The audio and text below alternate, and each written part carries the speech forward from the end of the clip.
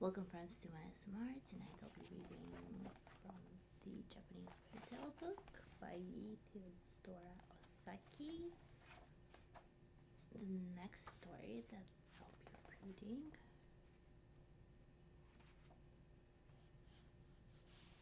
is The Farmer and the Badger. So let's get comfortable and let's begin. The Farmer and the Badger.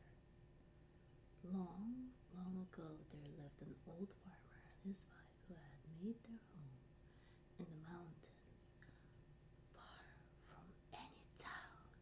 Their only neighbor was a bad, malicious badger. This badger used to come out every night and run across to the farmer's field and spoil the vegetables and the rice, which the farmer spent his time in carefully cultivating. The badger at last grew so ruthless in his mischievous work and did so much harm everywhere on the farm that the good-natured farmer could not stand it any longer and determined to put a stop to it. So he lay in wait day after day and night after night with a big club, hoping to catch the badger, but all in vain. It was all in vain. Then he laid traps for the wicked animal. The farmer's trouble and patience was rewarded, for one fine day on going his rounds, he found the badger caught in a hole he had dug for that purpose.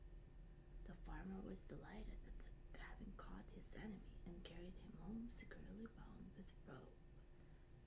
Then he reached the house. The farmer said to his wife, "I have at last caught the bad badger.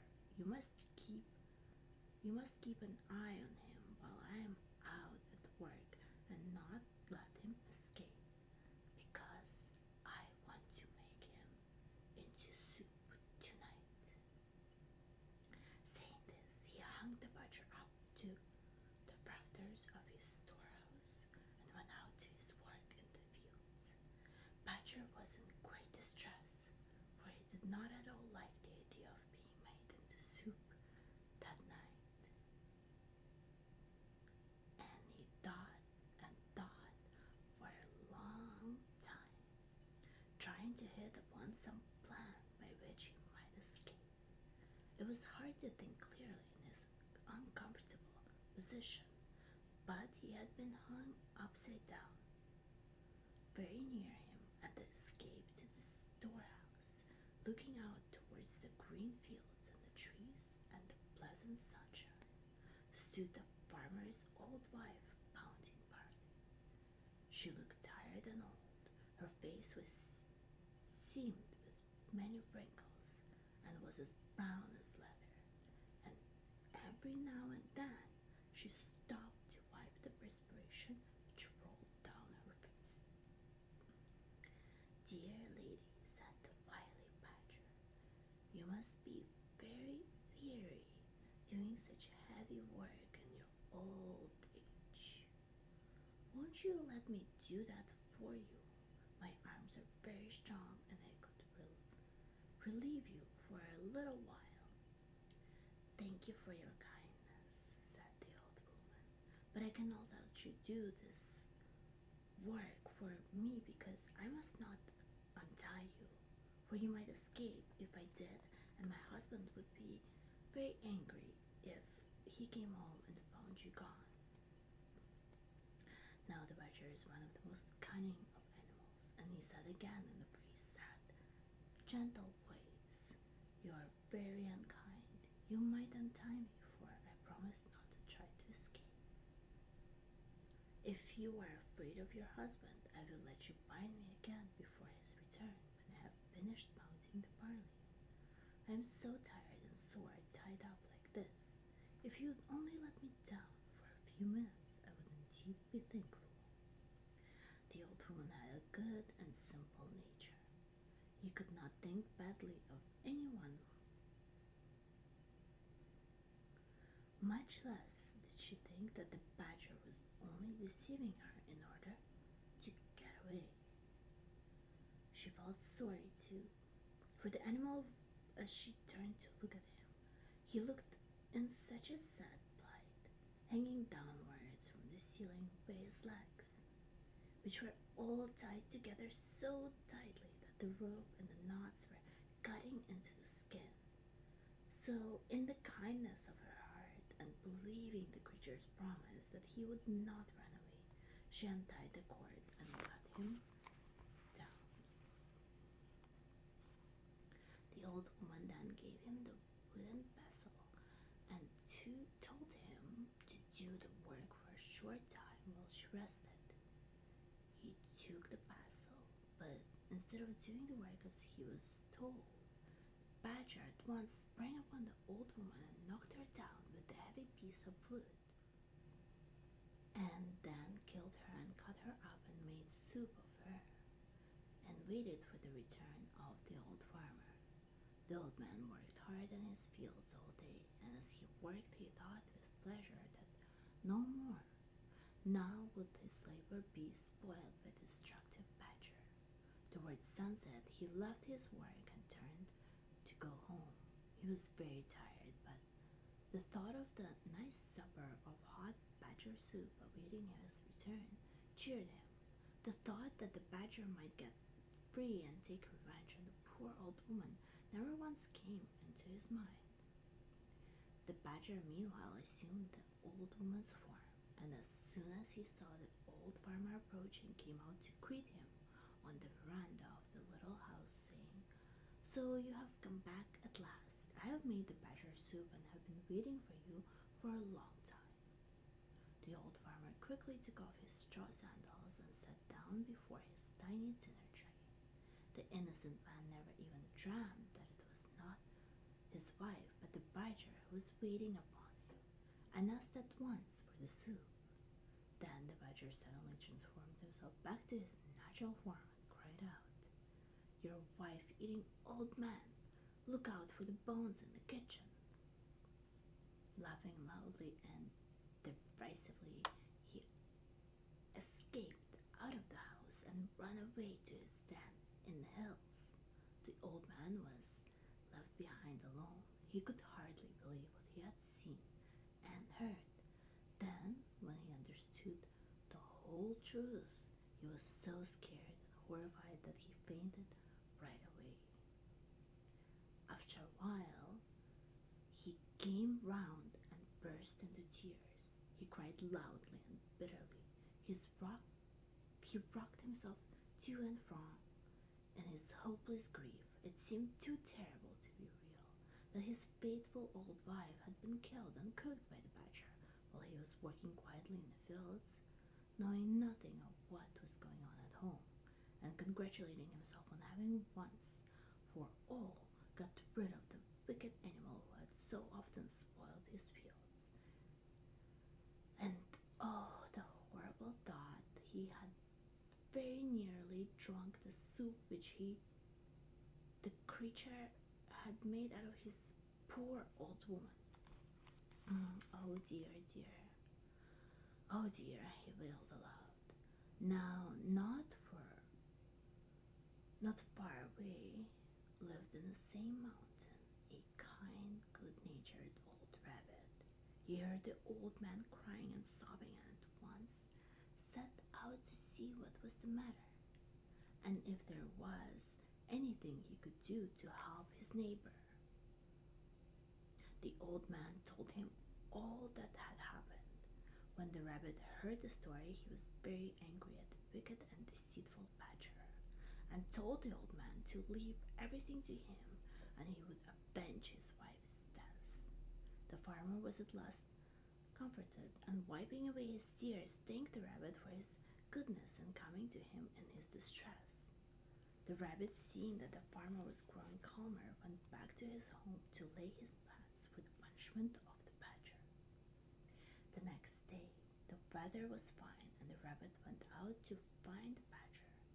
It was not to be seen in the woods or on the hills or in the fields anywhere, so the rabbit went to his den and standing there, for the animal had been afraid to show himself ever since he had escaped from the farmer's house for fear of the old man's wrath. The rabbit called out, "Why are you not out on such a beautiful day? Come on out with me and we will go and cut grass on the hills together."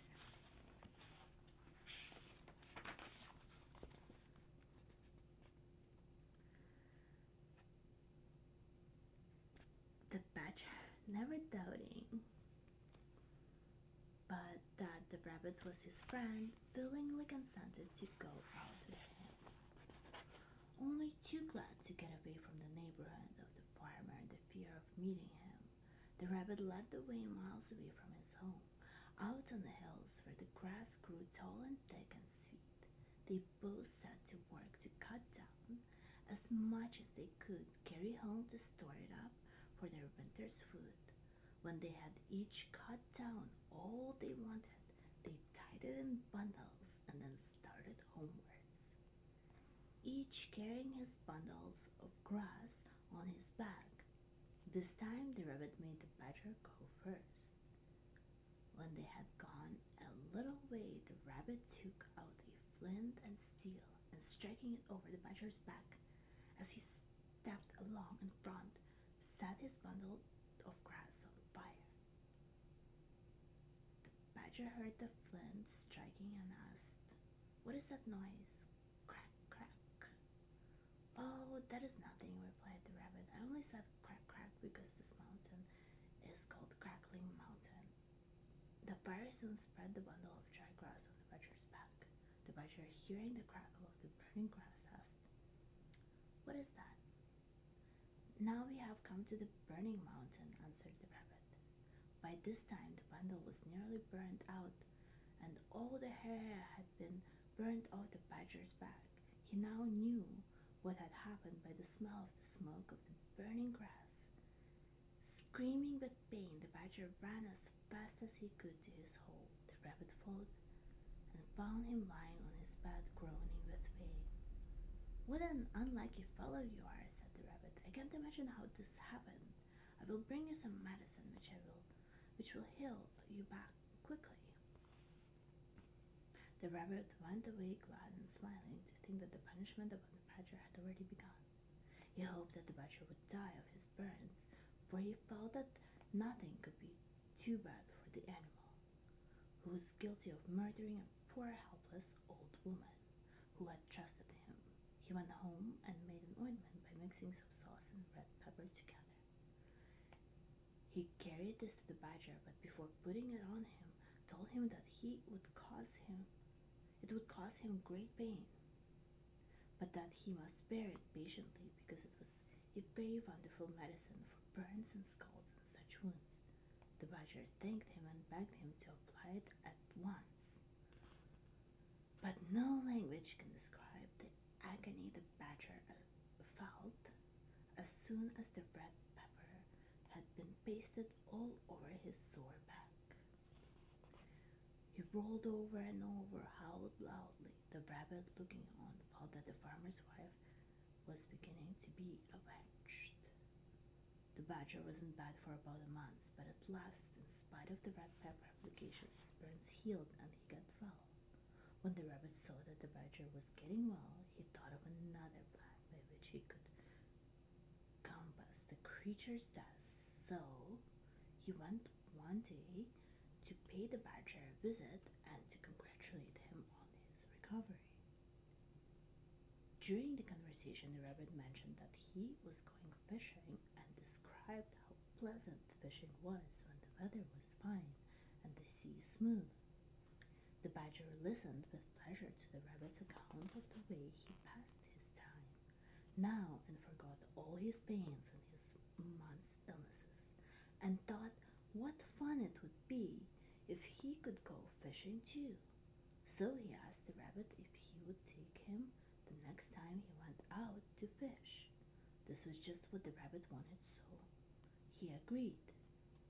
Then he went home and built 2 boats, one of wood and the other of clay. At last they were both finished, and as the rabbit stood and looked at his work, he felt that all his trouble would be well rewarded if his plan succeeded and he could manage to kill the wicked badger now. The day came when the rabbit had arranged to take the badger fishing. He kept the wooden boat himself and gave the badger the clay boat. The badger, who knew nothing about boats, was delighted with his new boat and thought how kind it was of the rabbit to give it to him. They both got into their boats and set out. After going some distance from the shore, the rabbit proposed that they should try their boats and see which one could go the quickest. The badger fell in with the proposal, and they both set to work to row as fast as they could for some time. In the middle of the race, the badger found his boat going to pieces, for the water now began to soften the clay. He cried out in his great fear to the rabbit to help him. But the rabbit answered that he was avenging the old woman's murder, and that this had been his intention all along, and that he was happy to think that the badger had at last met his deserts for all his evil crimes, and was to drown with no one to help him. Then he raised his oar and struck at the badger with all his strength, till he fell with the sinking clay boat and was seen no more. Thus at last he kept his promise to the old farmer. The rabbit now turned and rowed shorewards, and having landed and pulled his boat upon the beach, hurried back to tell the old farmer everything. And now the badger, his enemy, had been killed. The old farmer thanked him with tears in his eyes. He said that till now he could never sleep at night, or be at peace in the daytime, thinking of how his wife's death was unavenged. But from this time he would be able to sleep and eat as of old. He begged the rabbits to stay with him and share his home. So from this day the rabbit went to stay with the old farmer, and they both lived together as good friends to the end of their days. Thank you everyone for listening to tonight's fairy tale ASMR, and I will see you next time. Bisous!